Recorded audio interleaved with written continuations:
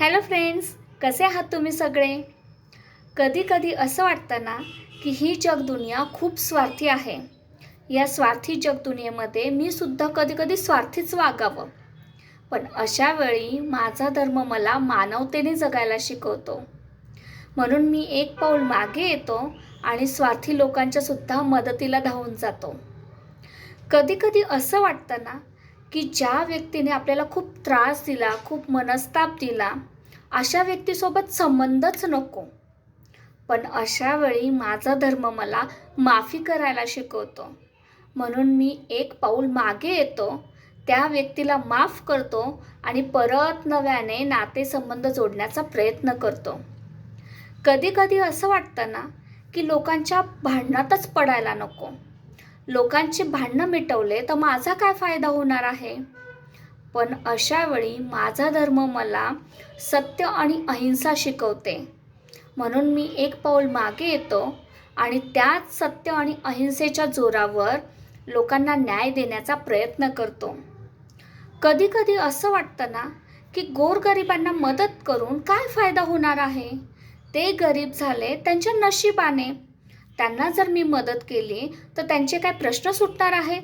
ते काय श्रीमंत होणार आहेत? नाही ना. पण अशा वेळी माझा धर्म मला दान करायला शिकवतो. म्हणून मी एक पाऊल मागे येतो आणि त्याच दानावर करुणा आणि माया ठेवून गरजू लोकांची मदत करण्याचा प्रयत्न करतो. कधी कधी असं वाटतं ना की हा संसार सोडून कुठेतरी लांब पळून जावं, एकटंच बरं. पण अशा वेळी माझा धर्म मला जबाबदाऱ्या उचलायला शिकवतो आणि म्हणून मी एक पाऊल मागे येऊन त्याच जबाबदाऱ्यांचे ओझे आनंदाने पेलवण्याचा प्रयत्न करतो. मी जन्माला आलो तेव्हा माझ्या व्यक्तींना जेवढा आनंद झाला ना, तेवढंच दुःख मी मेल्यानंतर सुद्धा त्यांना झालं पाहिजे, असं माझं जीवन असलं पाहिजे. माझा धर्म मला फक्त जगायलाच नाही शिकवत, तर मरावं कसं हे सुद्धा शिकवतो. आणि हे मी नाही, स्वामी विवेकानंदांनी सांगितलेलं आहे. मी माझ्यासोबत काय आणलं आहे? माझा धर्म मला जन्म आणि माझ्या मृत्यूची आठवण करून देतो.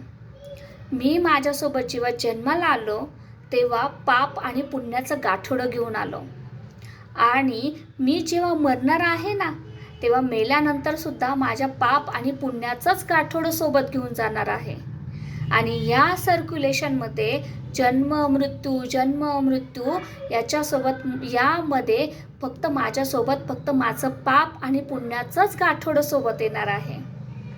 म्हणून काय ते पुण्य आणि काय ते पाप यामध्ये अडकून न बसण्यात किंवा त्या तराजूमध्ये न पेलवण्यात, जे माझा धर्म मला शिकवतो आहे, जे माझं कर्म आहे, ते मला प्रामाणिकपणे करता आलं पाहिजे.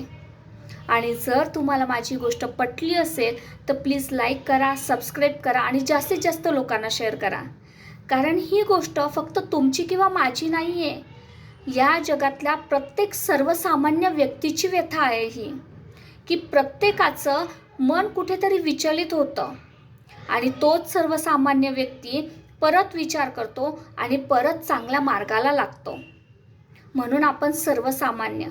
आणि जर ह्या सर्वसामान्यावरून आपल्याला श्रीमंतीकडे वळायचं असेल ना, तर त्यासाठी आपल्याला चांगलं ऐकावं लागेल, चांगलं वाचावं लागेल, चांगलं बघावं लागेल, चांगलं बोलावं लागेल.